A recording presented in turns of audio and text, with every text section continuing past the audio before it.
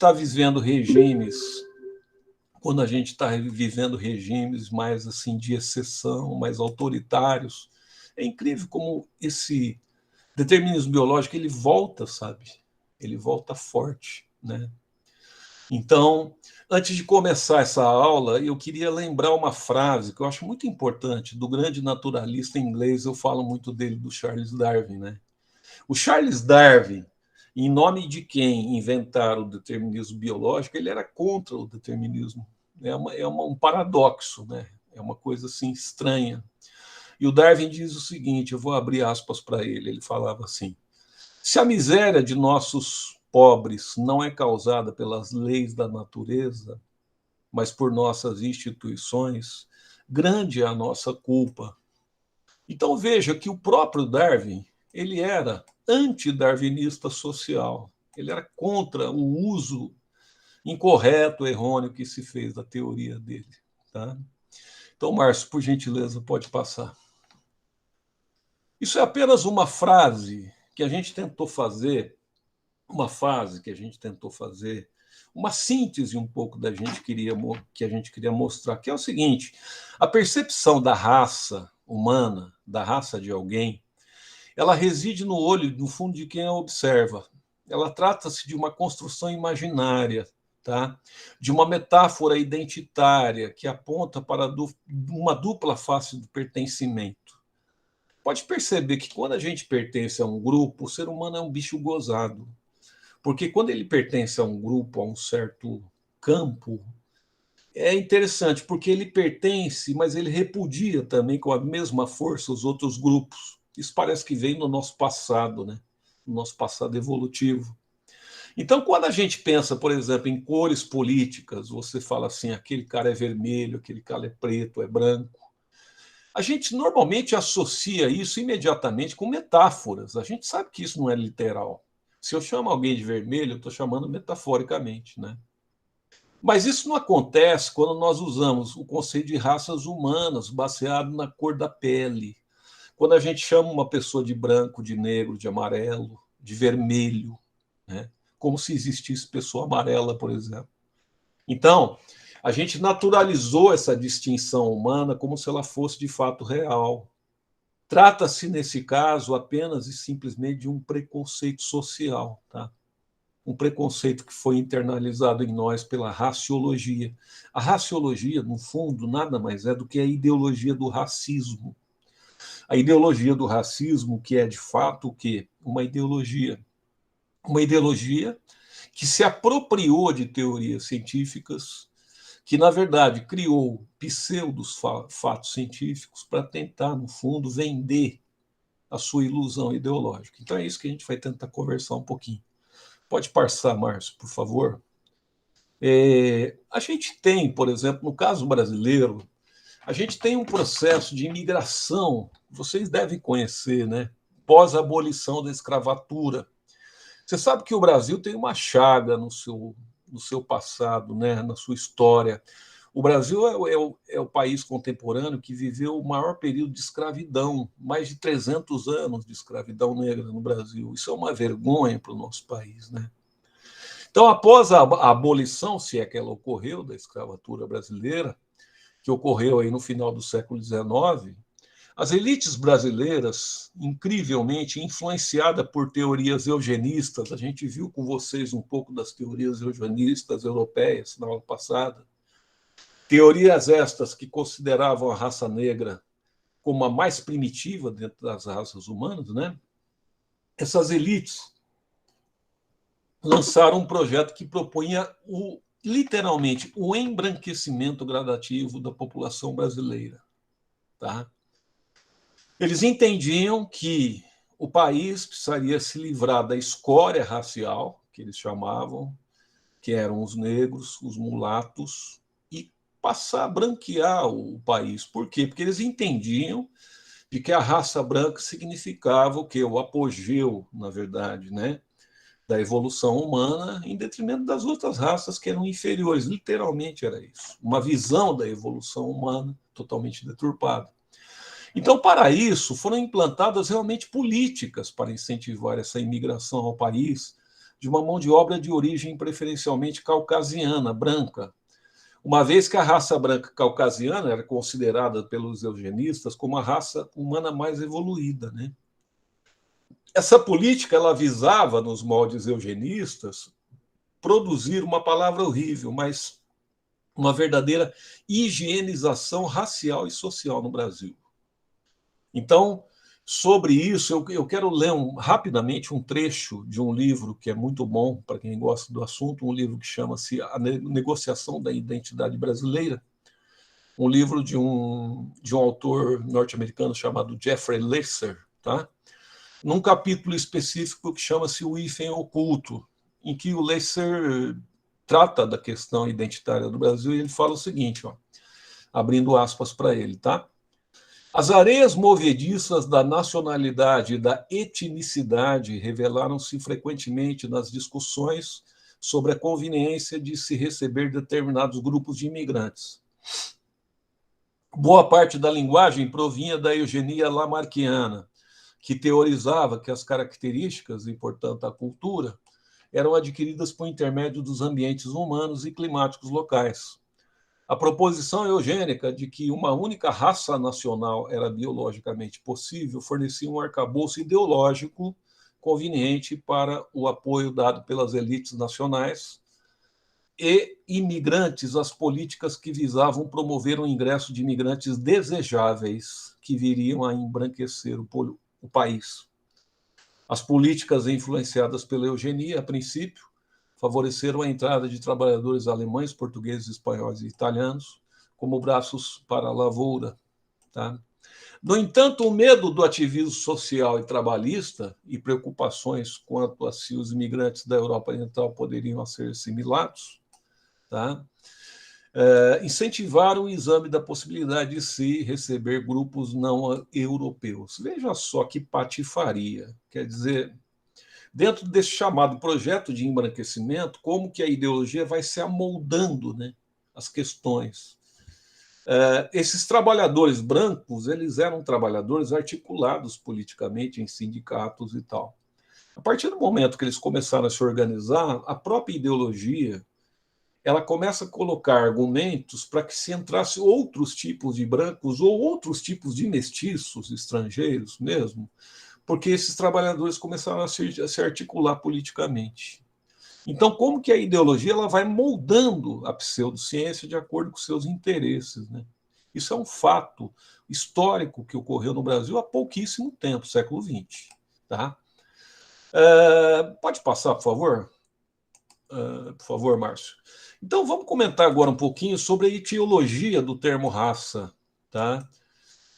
Como a maioria das palavras, vocês sabem, o significado semântico do termo, do vocábulo raça, ele varia, né, com o tempo.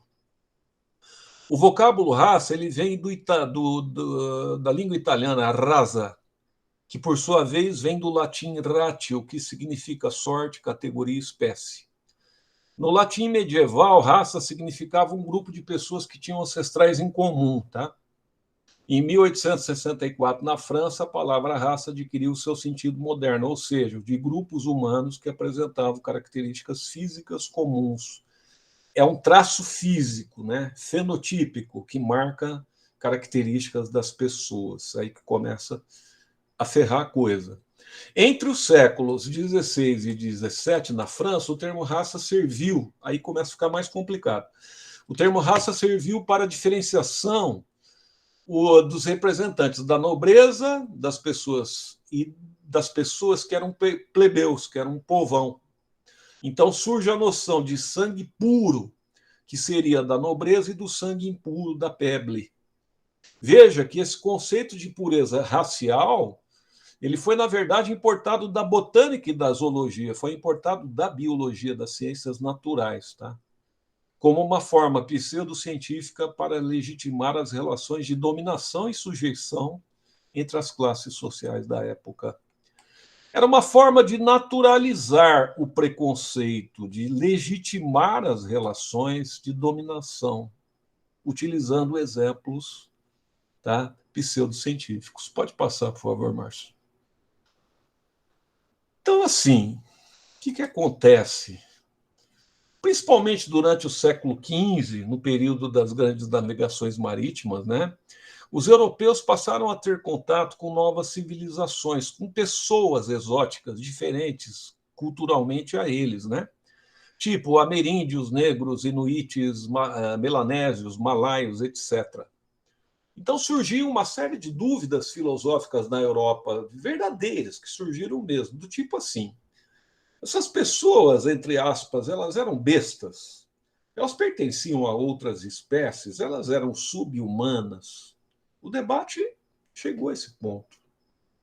É importante dizer que o racismo tem uma origem bíblica, através do mito de Noé, que vocês devem ter conhecimento. Noé da Arca, tá? Patriarca Noé, né? Do qual resulta a primeira classificação religiosa da diversidade humana entre os filhos do Noé. Esses filhos de Noé seriam ancestrais das três raças. O chamado Jafé, que é o ancestral da raça branca, o Sem, que é o ancestral da raça amarela, e o Cã, que é o ancestral da raça negra. Isso é texto bíblico, não é do Lincoln, não, tá? Segundo este mito, o patriarca Noé, ao ser informado pelos dois filhos descontentes da risada, o Cã teria tirado sarro do Noé, né? O Noé amaldiçoou esse filho, dizendo o seguinte: esse Cã, que era, no fundo, o ancestral dos negros, né? Ele amaldiçoou esse filho negro, dizendo o seguinte: seus filhos serão os últimos a ser escravizados pelos filhos de seus irmãos. Veja que isso é um estigma, né, bíblico. Os cristãos calvinistas se baseiam nesse mito para justificar e legitimar o racismo e até, inclusive, a escravidão negra. Posteriormente, alguns teólogos encontraram alguns argumentos bíblicos para demonstrar que os índios também eram descendentes de Adão. Porém, os debates sobre como diferenciar a diferença, a alteridade, né? Ou se você preferir como subcaracterizar a diferença, ficou durante algum tempo restrito assim aos seus aspectos filosóficos e religiosos. Bom, a partir daí a gente vai entrar num campo um pouco mais complicado, né, pessoal? Eu vou pedir para o nosso amigo Márcio mudar o slide, que é de fato a questão da importação das ciências biológicas naturais do conceito de raça, né? Lembre-se que raça era utilizado para animais e plantas, para botânica e zoologia. Lembrando que é complicado eu importar uma definição de raça para uma sociedade cultural humana, que se baseia em outros princípios, né? Tá? É complicado. Isso é eu, mais ou menos, parear a humanidade com boi. Dizer que um boi é mais puro que o outro, que um homem é mais puro que o outro, que uma cabra, tá? Ela é de sangue melhor que outra. Eu estou comparando o ser humano com animais. Eu estou comparando o ser humano com espécies, com animais domésticos, coisa que o biólogo não tem muito problema com relação a isso, mas que a gente precisa tomar certos cuidados, né? Na verdade, a intenção disso era de natureza política e não científica, né? É a tentativa de justificar, eu sempre digo, por meio de argumentos pseudocientíficos, a dominação do homem pelo homem.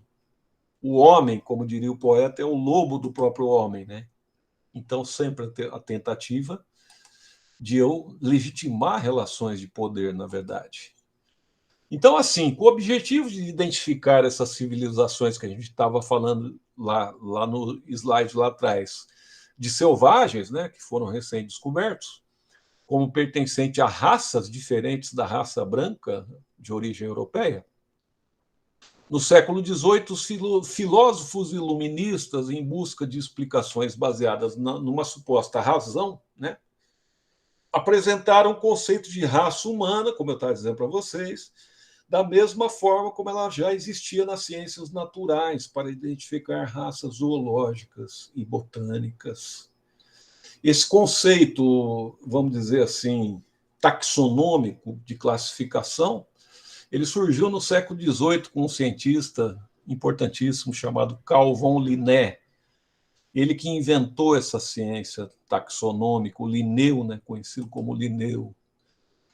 colocando 7 táxons para identificar os seres vivos. Nós, humanos, pertencendo ao reino Animalia, pertencemos aí ao fílon Chordata, né? Somos animais cordados, porque nós temos notocorda, que depois é substituída pela coluna vertebral, por exemplo. Temos um sistema nervoso dorsal.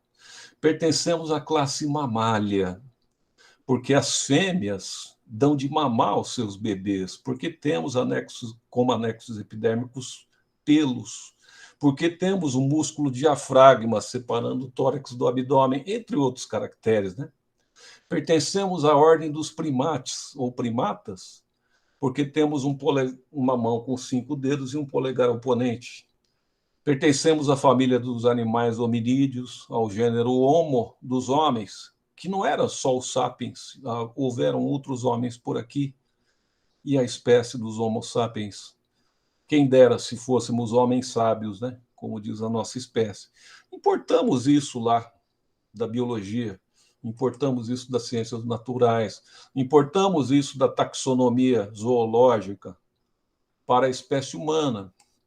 Importante dizer que espécie é uma população de organismos que podem se cruzar e que têm uma compatibilidade genética tal que eles podem partilhar de um mesmo pool gênico, ou seja, os indivíduos de uma mesma espécie, eles podem produzir filhotes férteis. Então, em tese, teoricamente, os cerca de 7,5 a 8 bilhões de pessoas da espécie Homo sapiens que existe na Terra, em tese, elas poderiam se procriar entre si, obviamente, se houvesse condições de fertilidade, etc. E poderiam, em tese, produzir filhos, se fossem homens, que produzissem em seus testículos espermatozoides férteis, e se fossem mulheres, produziriam nos seus ovários óvulos férteis.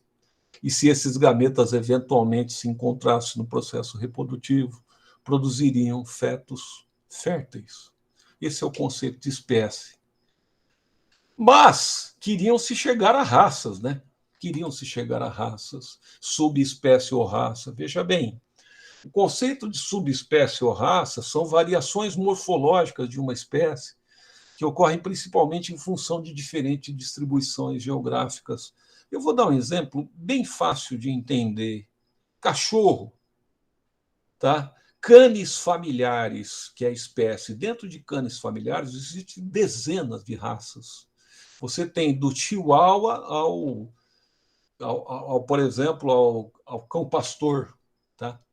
Existem dezenas de espécies. Agora, é importante dizer que, no caso do cachorro, ele foi selecionado pela mão humana, né? O homem selecionou por seleção artificial os cachorros, moldou ao seu bel prazer as raças, tá?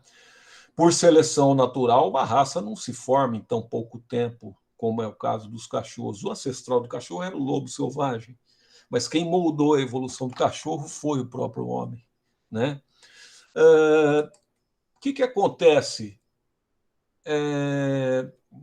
Considerando a diversidade do ser humano, da mesma maneira que a gente distingue o babuíno do orangotango, era isso que eles quiseram fazer, nós não podemos confundir o chinês com o pigmeu da África, dizendo que eles são raças diferentes, né? O homem norueguês do homem senegalês, dizendo que eles são de raças diferentes. Em qualquer operação de classificação, é preciso, primeiramente, estabelecer alguns critérios objetivos com base na diferença e semelhança. No século XVIII, a cor da pele foi considerada como um critério fundamental e divisor de água entre as chamadas raças. Não existe um critério mais frágil que esse e mais mentiroso que esse. Por isso que a espécie humana ficou dividida em 3 raças estanques que resistem até hoje no imaginário popular coletivo e na terminologia científica, como raça branca, negra e amarela. Pode passar, por favor, Márcio. Na verdade, a bem da verdade, é importante destacar que no século XVIII, de novo, né, a pele humana foi utilizada como um critério hierárquico pseudocientífico para justificar ideologicamente o imperialismo europeu, ao classificar a espécie humana em 3 raças estanques. No fundo, serviu para justificar o colonialismo, serviu para justificar a escravidão, porque a cor da pele é definida pela concentração de melanina na pele, uma proteína que promove a pigmentação da pele. É justamente o grau de concentração de melanina que define a cor da pele, dos olhos, do cabelo das pessoas. A chamada raça branca, ela tem uma menor concentração de melanina na pele, o que define a sua cor mais branca, cabelos e olhos mais claros, que é a chamada, entre aspas, raça negra, que concentra mais melanina na pele, por isso tem pele, cabelo e olhos mais escuros. E eu sempre vou chamar entre aspas, e a raça, entre aspas, amarela, ocupa uma posição intermediária que define a sua cor de pele, que por aproximação é dita de amarela. Veja bem, a cor da pele na nossa evolução, ela foi um caráter fortemente selecionado por fatores ambientais. Isso é uma verdade. Na verdade, a nossa cor da pele está profundamente envolvida com a radiação solar, tá? Especificamente a radiação ultravioleta do Sol. A radiação ultravioleta do Sol excessiva promove a destruição do ácido fólico da camada mais profunda da pele. E ela pode favorecer o surgimento do câncer de pele, principalmente em regiões tropicais. Veja, a pele negra reduz a penetração excessiva de radiação UV na pele em regiões tropicais. Por outro lado, a pequena incidência de radiação UV promove a deficiência de vitamina D e provoca uma doença chamada raquitismo. Então, a pele branca é adaptativa e em regiões subtropicais, tá? E a penetração de raios UV na pele é maior, por isso ocorre a maior síntese de vitamina D nesses locais. Então, assim, a cor da pele resultante do grau de classificação da melanina na pele, substância que todo ser humano possui, é um critério extremamente artificial para separar grupos humanos em raças. Vamos ver do ponto de vista genético.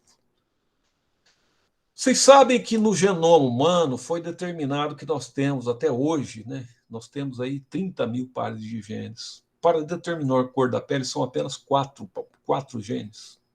Então, estatisticamente, isso significa que, envolvido na definição do caráter cor de pele, nós temos, em relação ao nosso genoma, apenas 0,016% da carga genética do ser humano. Pessoal, uma análise simples. Esse percentual genético extremamente reduzido não é suficiente para diferenciar a espécie humana em raças. Isso é uma prova genética de que o conceito de raça humana, baseado no critério da cor da pele, é uma ficção biológica total. Os negros da África e os autóctones da Austrália possuem peles escuras por causa da concentração de melanina. Porém, nem por isso eles são geneticamente parentes próximos. Da mesma maneira que os pigmeus da África e da Ásia não constituem o mesmo grupo biológico, apesar de pequenas estaturas em comum. Mais algumas questões para a gente destruir definitivamente, tá, o conceito de raça. Se algum racista conversar com você precisa saber argumentar. O Homo sapiens, eu não estou falando de Australopithecus, estou falando de Homo sapiens, da nossa espécie. Ele é muito jovem no planeta. Ele tem menos de 150 mil anos, o nosso ancestral mais antigo.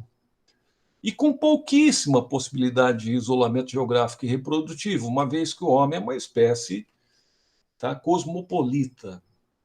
Então, por essa idade recente, pelo hábito cosmopolita humano, seria impossível uma raciação. Não haveria tempo geológico para isso.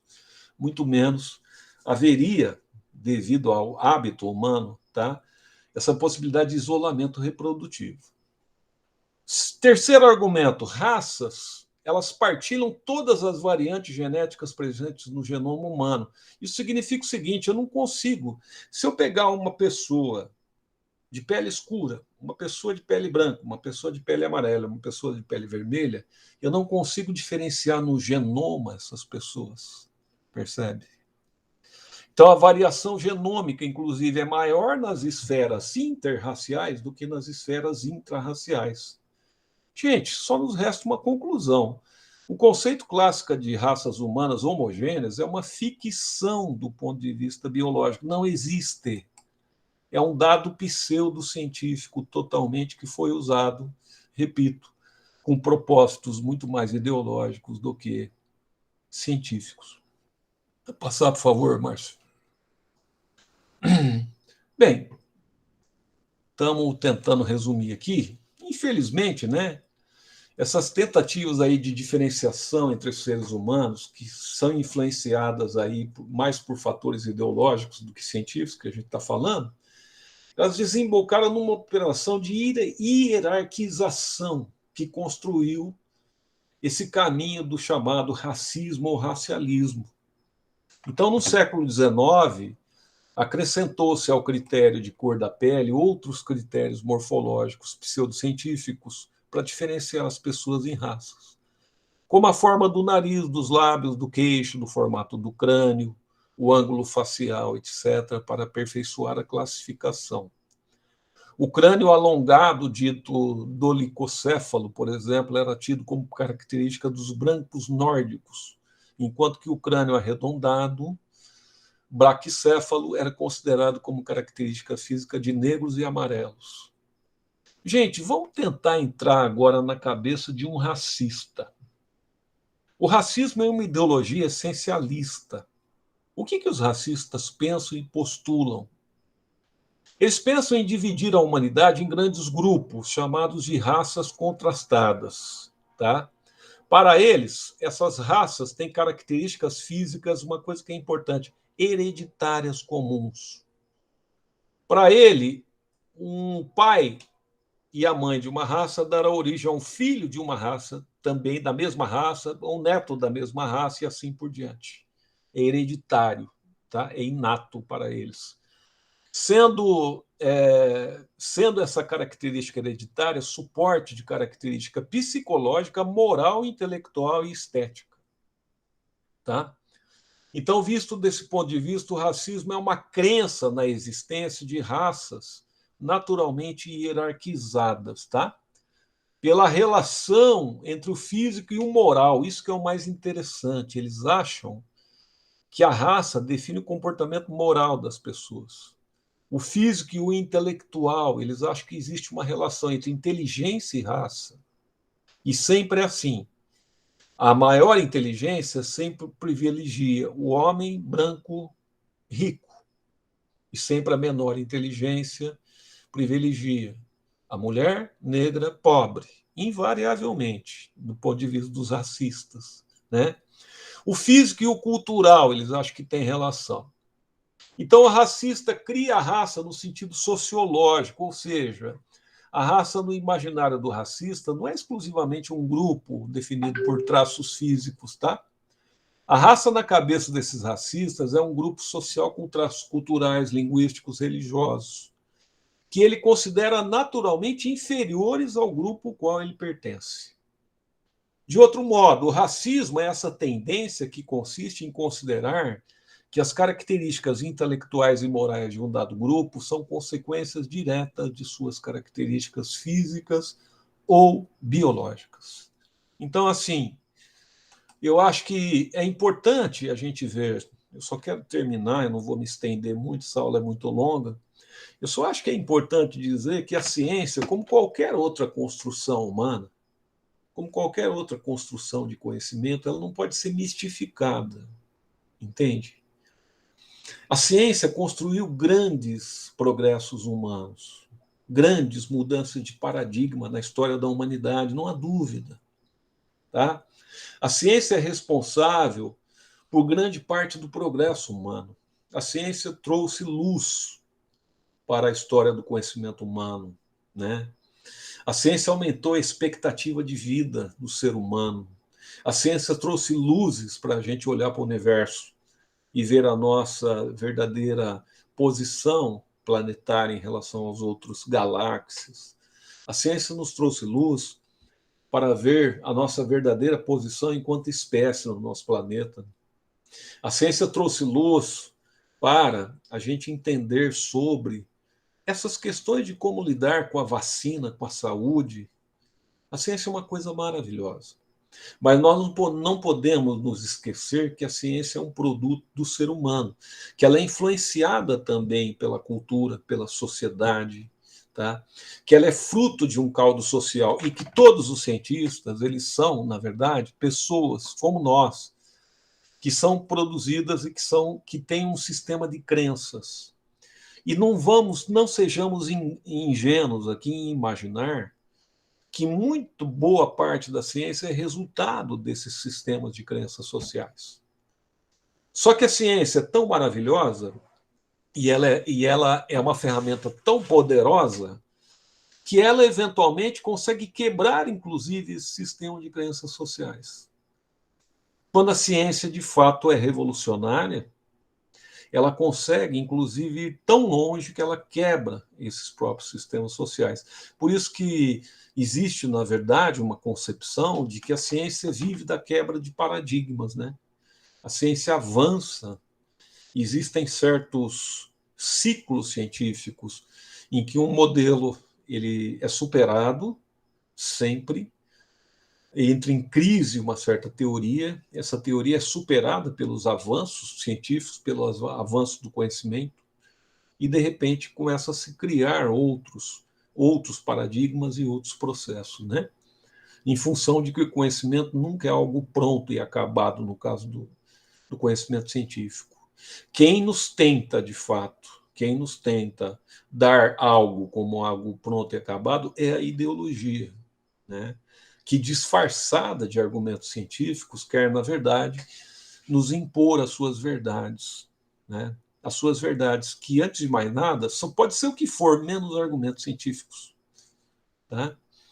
Então, nós que somos professores, nós que somos pessoas da academia, nós que somos pessoas que trabalhamos com ciências, a gente tem que saber diferenciar o que é ciência de ideologia, principalmente nos dias de hoje. A gente precisa saber diferenciar. Nós temos esse compromisso, tá? De saber ler o que está ocorrendo hoje em dia, de saber ler o que está acontecendo, de saber interpretar, tá? De saber encaminhar pessoas para saber o que é fake news, o que é notícia correta, o que é fonte de fato confiável, o que é notícia que não dá para se confiar. Nós precisamos fazer essa triagem, porque nós somos pessoas, nós não podemos ter ideologia aqui. Eu não sou a favor de nenhuma ideologia, não seria coerente da minha parte, tá? Eu não estou aqui, faço questão de dizer, disse na outra aula, defendendo nenhuma ideologia. Seria um absurdo na minha parte defender ideologia. Eu aqui, em princípio, sou contra todas, tá? Porque eu acho que quando a gente pensa no trabalho científico ou no trabalho do educador, ao meu ver, o professor não deve levar a política para a sala de aula. Ao meu ver, eu não tenho a verdade. Ao meu ver, tá? Eu acho que o professor não deve levar esse posicionamento para a sala de aula. Mas o que ele deve fazer, sim, é tentar enxergar e tentar mostrar o que é o caminho das pedras, o que é ideologia e o que é ciência. E saber diferenciar isso, principalmente no momento tão importante que é o momento esse que a gente está vivendo. Tá, pessoal? Então, basicamente, era só isso que eu queria, na verdade, complementar, né?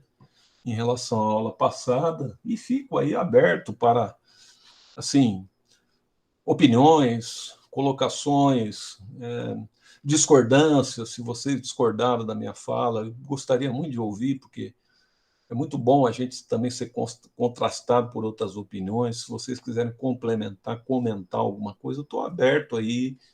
O Márcio também, se quiser fazer alguma colocação, tá, Márcio? Complementando o que a gente falou, fiquem todos à vontade e a gente poder trocar um pouquinho nesse final de aula aí. Tá? O microfone está aberto para todos, pessoal.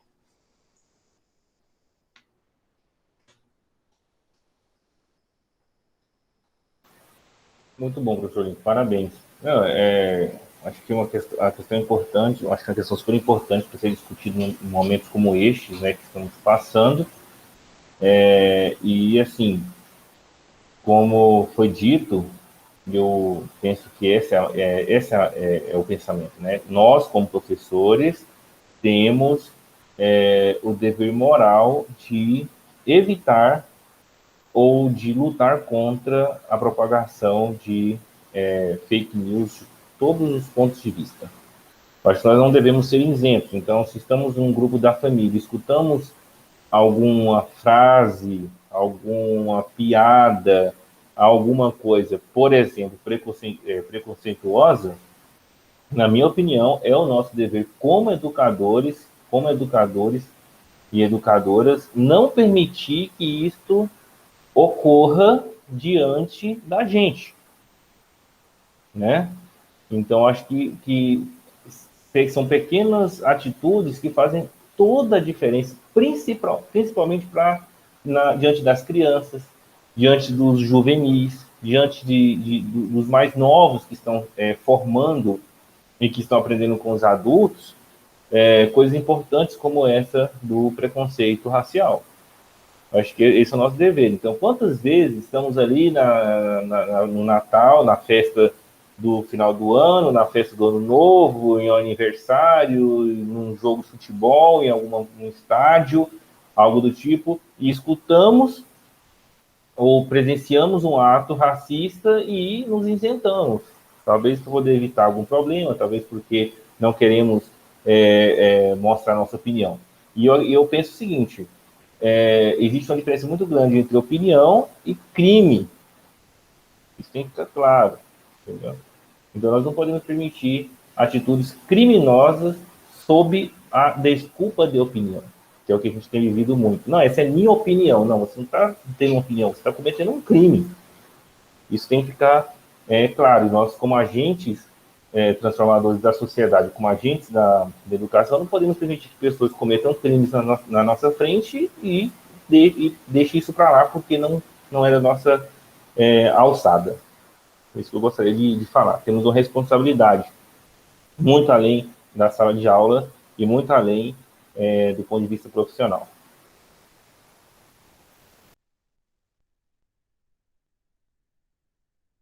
Perfeito, Márcio. Muito obrigado. Então, pessoal, só uma questão. Eu estava conversando com o professor Márcio hoje, a gente está conversando, uma complementação.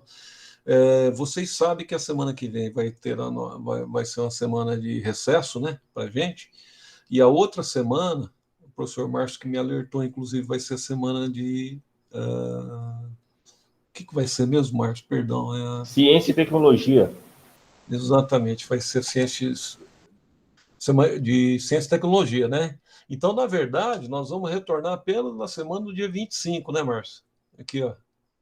Quer dizer, Justamente. então, na verdade, nós vamos retornar com os seminários, né? Isso aí que eu estava. Agora, eu estava vendo, Márcio, eu fiz a postagem aqui das datas, eu acho que eu comi uma bola aqui, viu? Porque eu coloquei data na semana de tecnologia. Não sei se você viu aqui. A data de seminário, eu não sei se eu. É que sumiu. A primeira é 9/11. Ah, não, não, desculpa. Então tá. A primeira é 9/11. Não, perdão, falei. O primeiro seminário vai ser 9/11. Isso. 9/11, 16, 23, 36 do 12, 13 do 12. Ah, tá. Então eu acho que. Então nós vamos ter tempo de dar aula para eles ainda. E aí tem um seminário aqui no dia 25 do 12 também no Natal. Não, brincadeira. Mas então, rapaz, puxa vida, acho que eu fiz uma confusão, viu? Mas tudo bem, tudo bem. Depois a Não, a gente. gente ajeita, né, o cronograma depois, sem problema. Tá tudo bem. A gente passa para eles. Bom, pessoal, acho que da minha parte era isso, Márcio. Tem mais alguma coisa? Eu acho que. Não, da minha também, pessoal. Era o que a gente vai discutir. Eu já coloquei vários materiais no Moodle, né? Vocês viram que eu tentei adiantar um pouco durante a própria aula mesmo, para poder já deixar prontos, a gente acaba esquecendo, inclusive o link lá dos planos de aula que são alinhados à BNCC e que eu acho que vocês deveriam escolher um tema aleatório no momento assim, sobrou um tempinho, vai lá e vê um plano de aula que é alinhado à BNCC dentro de matéria e energia, por exemplo, vida, evolução e etc, para você ter uma noção, para você ver como que a gente deve trabalhar, né? São sugestões, mas que nos ajudam muito, principalmente a ter ideias, porque é difícil às vezes ter ideia para poder fazer o trabalho, né, alinhado à BNCC, tá certo? Então, acho que é isso aí. Então, acho que ficamos por aqui, né, Márcio? Ok, então boa noite a todos e todas, boa noite, professor Lincoln, e parabéns pela aula. Pessoal, qualquer dúvida nos escreva e nós vamos ajeitar aí o cronograma e deixar tudo certinho. Tá bom, pessoal. Muito obrigado. Obrigado, Márcio. Por nada. Ótimo feriado a todos aí, né? Vamos ter um feriado aí merecido. Acho que dá para a gente descansar, igual o time de futebol. Vamos ter uma semana para descansar, treinar, igual eles falam. Vamos poder treinar bonitinho, depois vamos voltar para o gás todo, né? Essa turma, eles querem lista de exercícios para os feriados, eles ficam pedindo mais exercício. Já não aguento mais a Márcio, eles Netflix. pediram assim, viu? Eles falaram assim para mim, ô Link, fala pro Márcio que eles mandam uma lista de exercícios pra gente. Eu falei, tudo bem, depois eu peço para ele. Aquelas listas de exercícios com 20 questões discursivas, né? Que era da nossa época, né? Na nossa época existiam essas listas, né? Então tá bom, gente. Obrigadão, Márcio. Muito Um obrigado. abraço. Boa noite, pessoal. Até mais. Você também.